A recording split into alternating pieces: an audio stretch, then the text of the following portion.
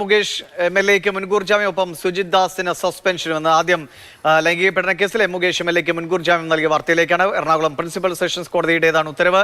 നടൻ ഇടവേള ബാബുവിന് മുൻകൂർ ജാമ്യം കിട്ടിയിട്ടുണ്ട്. അരുൺ ശങ്കർ വിവരങ്ങളുമായുണ്ട്. അരുൺ, കോടതി എന്തെങ്കിലും നിരീക്ഷണങ്ങൾ നടത്തിക്കൊണ്ടാണോ മുൻകൂർ ജാമ്യം അനുവദിച്ചത്?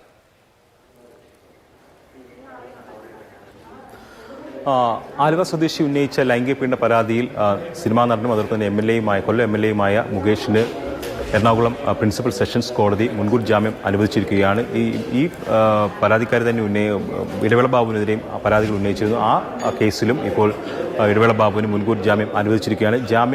മുൻകൂർ ജാമ്യം അനുവദിച്ചു എന്ന് മാത്രമാണ് കോടതി ഇപ്പോൾ അറിയിച്ചിട്ടുള്ളത്. പക്ഷേ ഏതെങ്കിലും ഉപാധിയുടെ അടിസ്ഥാനത്തിലാണോ അതോ ഉപാധിരഹിതമായിട്ടാണോ ജാമ്യം അനുവദിച്ചത് എന്നതറിയണമെങ്കിൽ കോടതി ഉത്തരവ് പുറത്തു വരണം. ഇതുവരെയും പൂർണ്ണ ഉത്തരവ് പുറത്തു വന്നിട്ടില്ല. എന്തായാലും ഇരുവരെ സംബന്ധിച്ചും വലിയ ആശ്വാസം തന്നെയാണ്. കാരണം ജാമ്യം നിഷേധിക്കുകയായിരുന്നെങ്കിൽ അറസ്റ്റ് ഉൾപ്പെടെ കാര്യങ്ങളിലേക്ക് നീങ്ങണം. അന്വേഷണ സംഘം കോടതിയുടെ ഉത്തരവിനായി കാത്തിരിക്കുകയായിരുന്നു. എന്തായാലും കോടതി ഉത്തരവ് വന്ന പശ്ചാത്തലത്തിൽ ഇനി അറിയേണ്ടത് പ്രോസിക്യൂഷൻ ഈ മുൻകൂർ ജാമ്യത്തിനെതിരെ ഹൈക്കോടതിയെ സമീപിക്കുമോ എന്നുള്ളതാണ്. അക്കാര്യത്തിൽ വ്യക്തത വരുത്തേണ്ടത് പ്രത്യേക അന്വേഷണ സംഘമാണ്. ശരി, അരുൺ ശങ്കറാണ് വിവരങ്ങൾ നൽകിയത്.